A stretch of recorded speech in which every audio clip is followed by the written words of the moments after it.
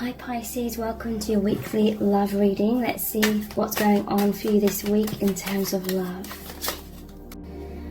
Knight of Wands. This person is in a lot of courage. They're coming forward.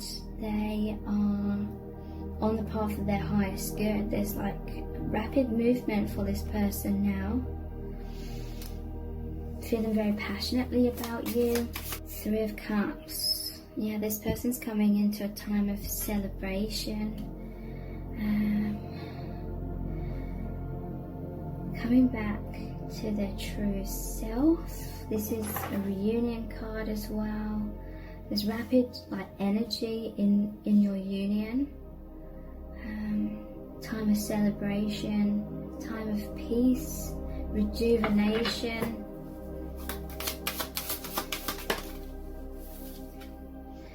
Two of Swords.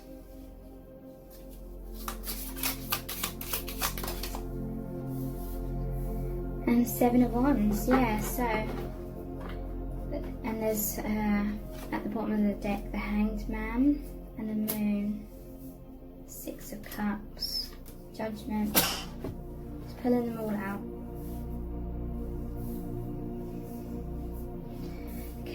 So yeah, there's been a time of pause for this person with the Hanged Man and the Two of Swords. This person needed to make some sort of decision to go down an unknown path, to release some sort of karma. There's judgment here. This is rising up. This is rebirth. Spirit divine is really assisting and watching over this rebirth that this person or both of you are going through. But yeah, it's like this person was preparing themselves for a long time to fight some sort of battle, fight for their freedom. This is standing their ground. This is having healthy boundaries as well. So this person was trying to build up their strength before making a decision to move forward on this path. And it's like she's practicing her skills with the swords, even with her eyes closed. Like she knew, or your person knew, that they had to be like super confident in this decision, super confident in their stance before fighting some sort of battle. People trying to knock this person off their feet. And they've come into their strength now. That's why they have the Knight of Wands. They're racing towards like that divine battle, releasing darkness, coming into the light. Six of Cups. This is the soulmate reunion card. So your connection is really, your love that you have really provides the other person, and vice versa, with this strength, the self-love, a love from the divine, and support from each other in order to, because look, you may be mirroring each other here. There's two towers that you've been caught up in. And this is the scary path of the unknown. Some sort of comfort zone that was really repressing you and creating a lot of fear actually, and a lot of turmoil and a lot of turbulence, like emotionally and in your mind.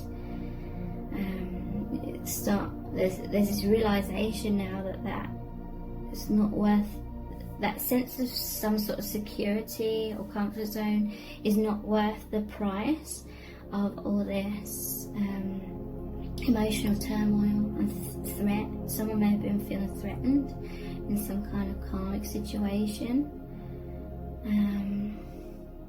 But this is going down the path of the unknown. It's facing your fears. And it's not as scary as you think it is. This card represents like, almost like when a child is scared of the dark and they think all these shadows are like monsters and things.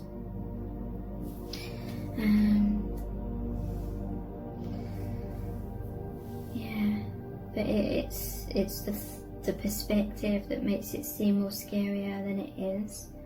There's judgment. This is soul calling. This is rising up, raising your vibration. You've gone through some sort of death, or maybe you were caught up in these coffins kind of thing, laying dormant in some sort of karma. This is like your liberation, the new beginning, soul calling.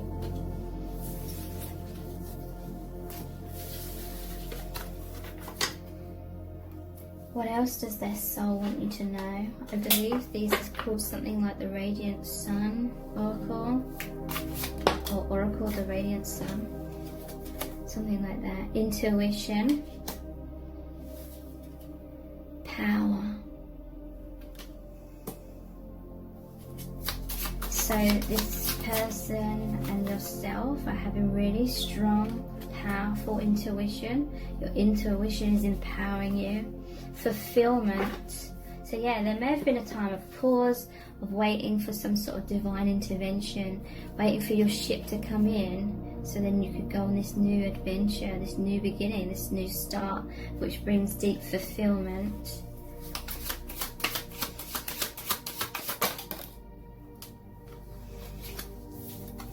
Decision. Yeah, some sort of decision has been made based on intuition. So yeah, there was that pause, the Hanged Man, and there was the Two of Swords. So that's like indecision, that was crossroads.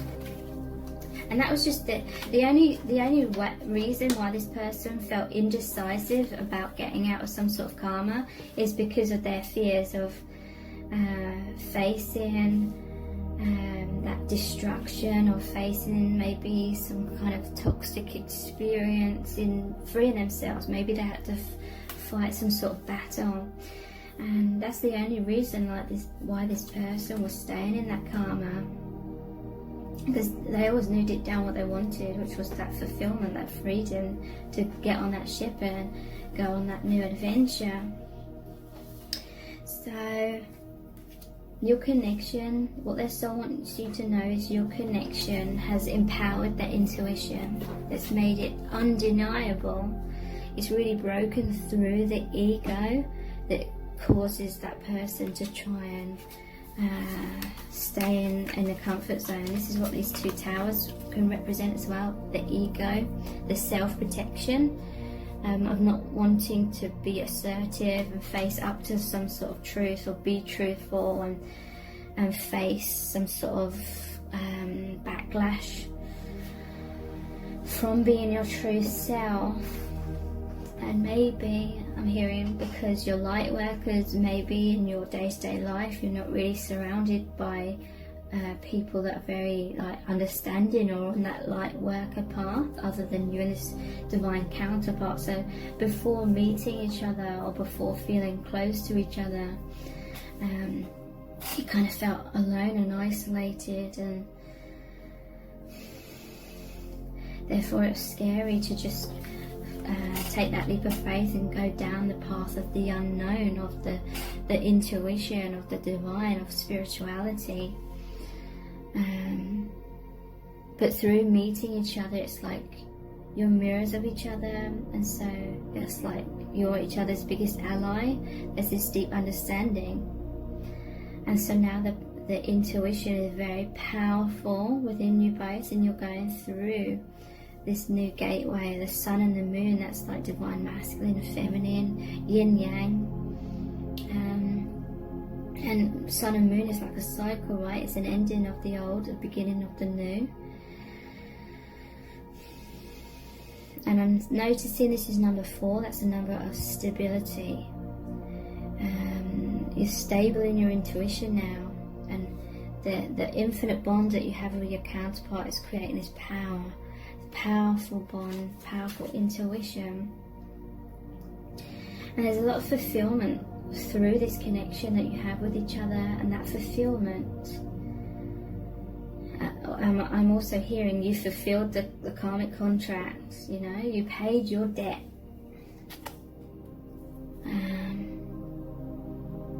That karmic contract has been fulfilled, and so a clear decision has been made. It's time to be strategic and make your move, like move forward in your life. Now it's almost like a game of chess. Maybe there was like power struggles in the karmic situation. Who's gonna win? Who's gonna have checkmate? And that's love. That's your divine counterpart. Like, love is more powerful than the fear and the karma. What else does their soul want you to know? Yeah, detachment. They're detaching from the karma. Here's that ship again. They're going to board the ship,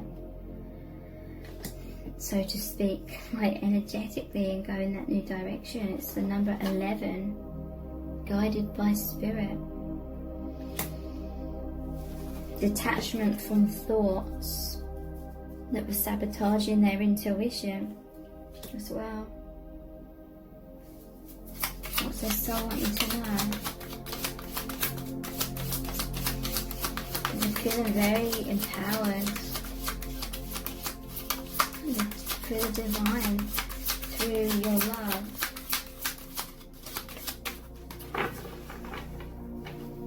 They already feel very much liberated from their fears. Revenge. Riches. Wow.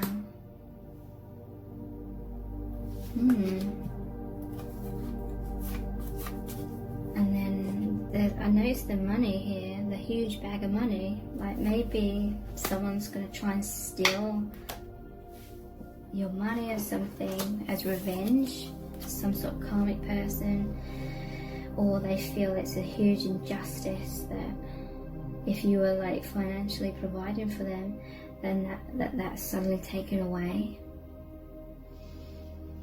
This is someone that's very vengeful.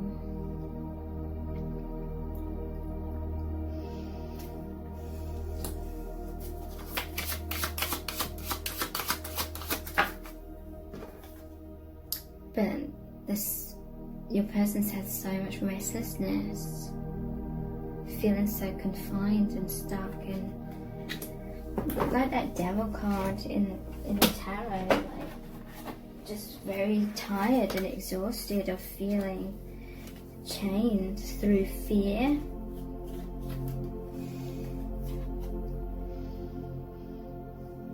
To all this darkness. But your connection, your divine connection, represents the lovers. There's freedom here. There's the angel rather than the devil. You're free to be in your truth. That's after overcoming some sort of mountain, which this devil energy represents. Restlessness. Your soul, it cannot be confined anymore. And there's the two snakes here. Is that, I'm not sure still how you pronounce it, caduceus or something.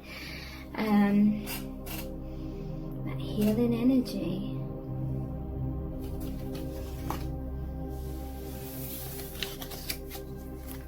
I love these cards.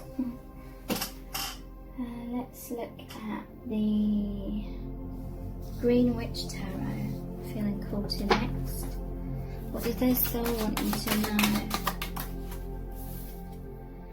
10 of Cups. They're so in love with you. They just feel this peace from your connection. They feel that support. This is the fulfillment that they seek, where they can have some kind of relationship where they can just truly be at ease and not have the pretense or feel the need to put on a pretense of being at ease, and where they can feel at ease, if there's children involved, like feel like there's a safety for their child, their children, and fulfillment for their children.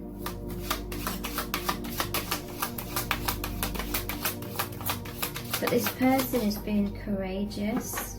We have the Fool here. They're taking a leap of faith into this new beginning, you know. They hope that something could develop between both of you.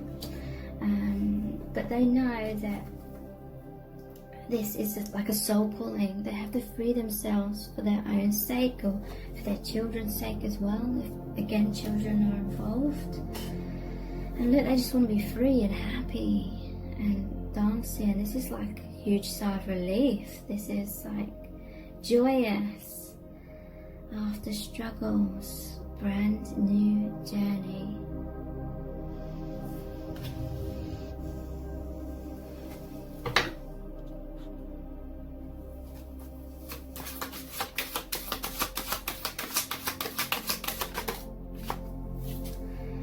Yeah, 8 of Swords coming out of that.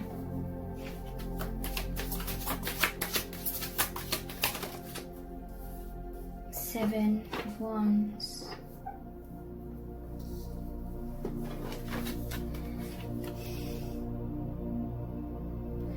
Eight of Swords is about mind and perception. It's the belief that you're stuck, but you're not. You may have felt like this little hedgehog, feeling very vulnerable. Say you had a lot of the spikes, spines curled up into a ball to protect yourself. Maybe pulled the wall over your eyes, like you just didn't want to deal with anything, so you just sort of energetically, mentally curled up and just stayed in this until you felt like you had strength. 7 of Wands. I believe that came out. Yeah, it did. 7 of Wands.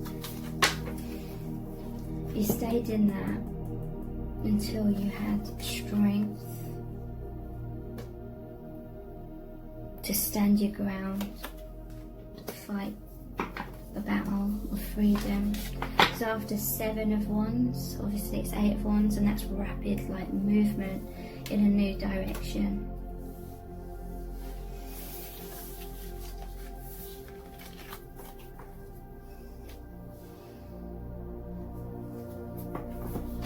This is the Mermaid Tarot.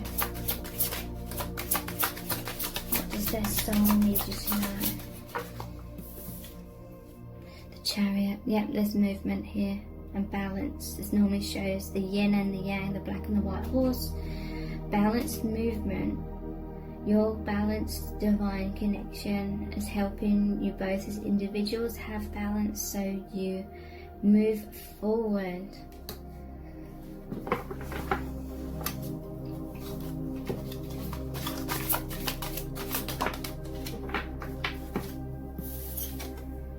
Nine of Pentacles, moving forward into independence. This is the Bachelor or Bachelorette card, standing on your own 2 feet. And look, it's like she's in those healing waters. Movement towards independence from whatever was keeping you stuck, or whatever you felt was keeping you stuck. You are free. Yeah, 10 of Swords. That's a death. 10 of Swords is a painful ending, but it's also a rebirth. Look, his soul's rising up. Ending of something in the physical, so your soul can expand. Very, very painful karmic situation is coming to an end. This person, they will likely have to go through that pain, that sadness, that trauma of that ending, but it leads to such intense healing with the Star. It's time for that healing. This is like a call from the divine back to your true nature. Hierophant, very spiritual. Knight of Cups, Eight of Swords again. It's coming out of that.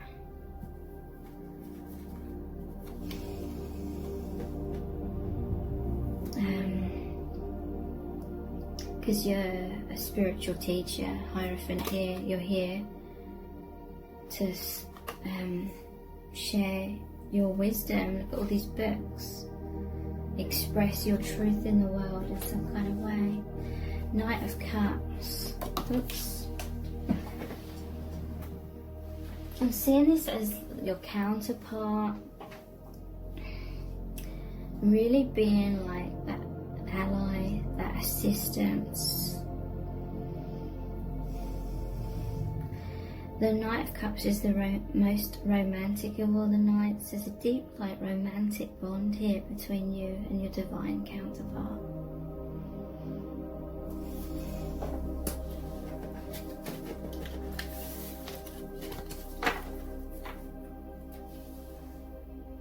I'm going to look back at these cards.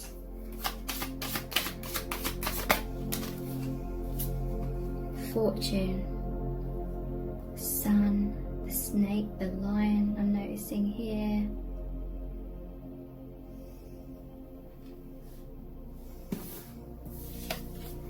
Romance, Two, it's like the Two of Cups, Cupid here.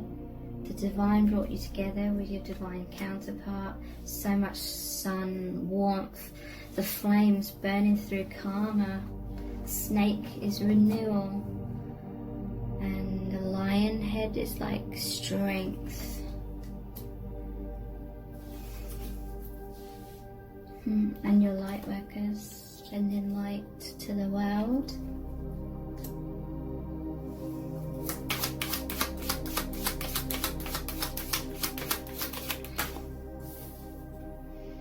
Quarrel. This is what this person's got to go through to free themselves. The bumping heads, clash.